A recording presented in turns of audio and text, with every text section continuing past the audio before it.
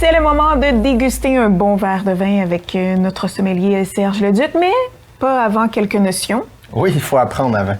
Exactement, il faut apprendre des choses avant de déguster, toujours important. Il faut savoir d'où ça vient, son histoire, Absolument. etc. et Absolument. tout, Serge. Et là, on est à Magog. On va déguster un vin rouge de Magog un peu plus tard. Oui, oui. Mais tout d'abord, je te laisse nous éduquer un peu avant notre gorgée.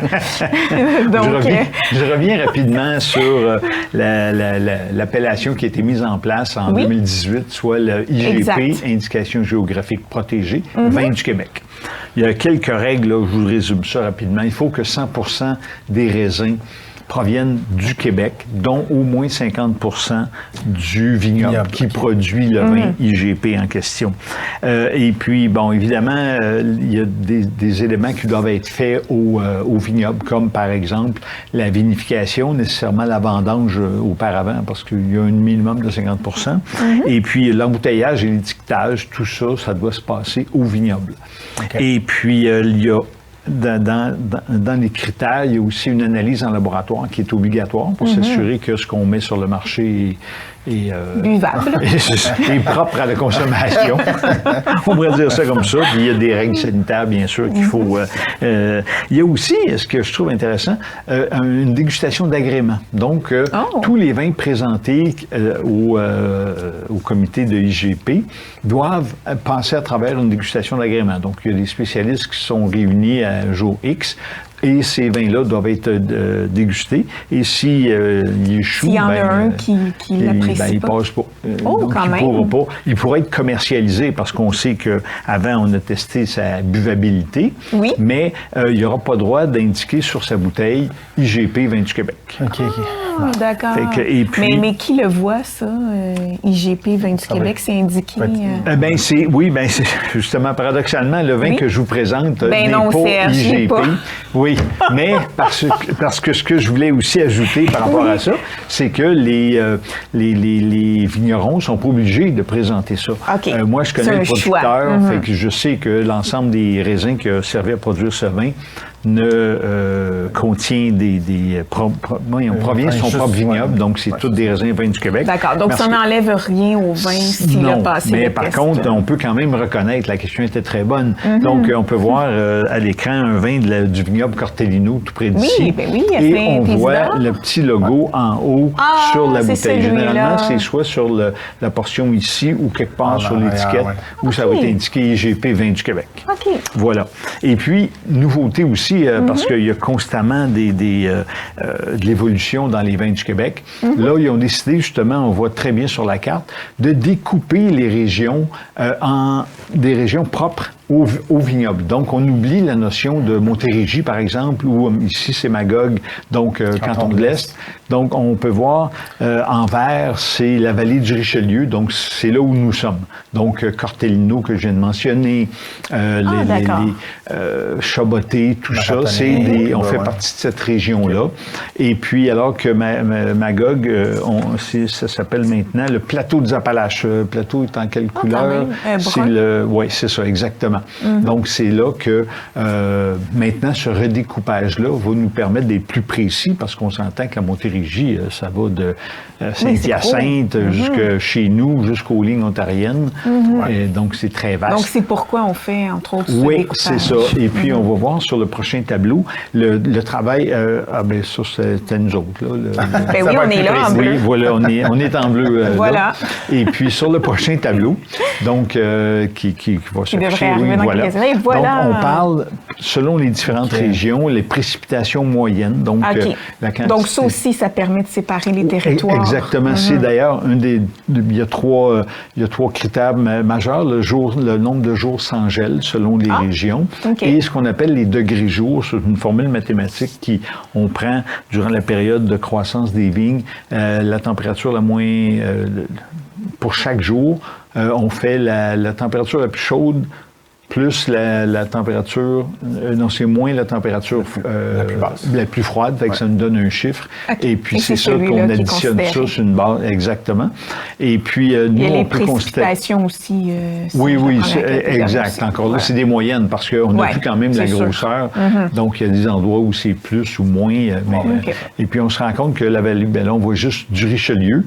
On est l'une des régions où la précipitation est vraiment moyenne entre ces deux chiffres-là. Le jour sans gel, par contre, est vraiment est supérieur à 205.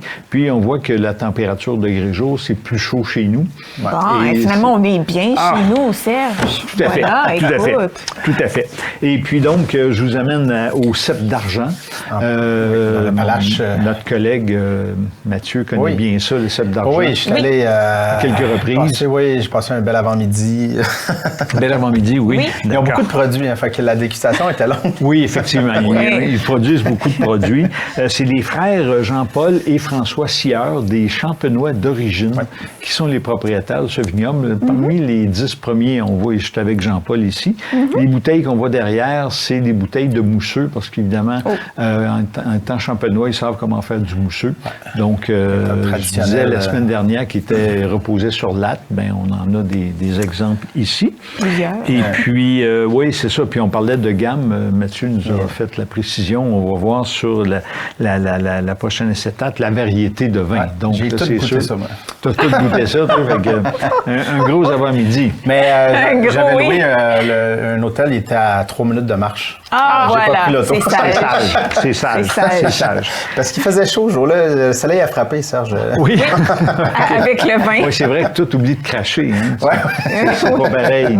En fait, il ne veut pas gaspiller. Ça. Mais oui, d'accord. Mais c'est parce qu'il a fait l'anecdote, faire ça rapide, mais ils ont aussi des vins fortifiés. Oui.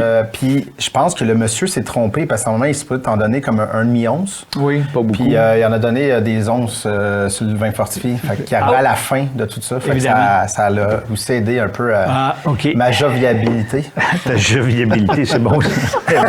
Donc, c'est très bon. Oui, il y a de très bons produits. Mais j'adore le blanc de blanc.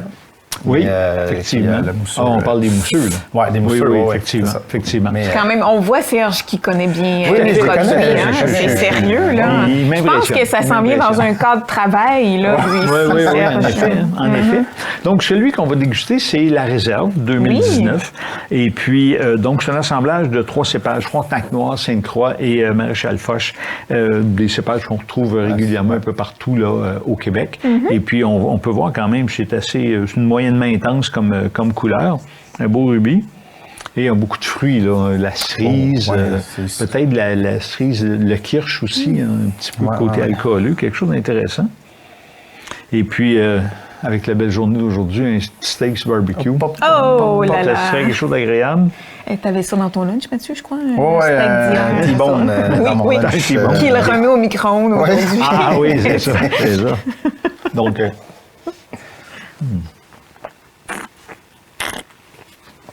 Belle fraîcheur, chose agréable. Les tanins ne sont pas trop présents. Tu sais, la langue ne doit pas épaissir en beaucoup. arrière aussi.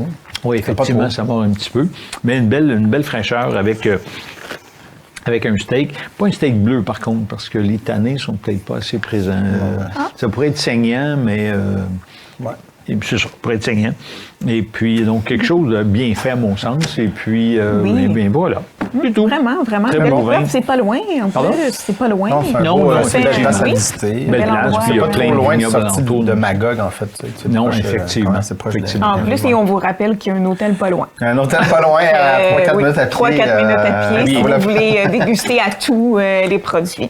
Donc, Serge... Oui, non, vas-y, Mathieu. Non, mais ils font encore la fête des vendanges? Là, je sais pas, je te coince, mais ils faisaient la fête des vendanges. C'était eux qui avaient parti ça à l'époque. Ah, qui avaient parti ça? Oui, qui avaient organisé ça, qui se passait à Magog 2 fins de semaine. La fête du travail. Oui, c'était la fête des vendanges, ça existe encore. Oui, c'est ça. Mais je sais que c'est eux qui avaient parti le projet. Je ne sais pas s'ils sont encore là, mais c'est le fun d'aller voir. Oui, ça te permet de voir. Il y a plein de vignobles qui sont là. Exact. C'est tout. J'ai fini de parler.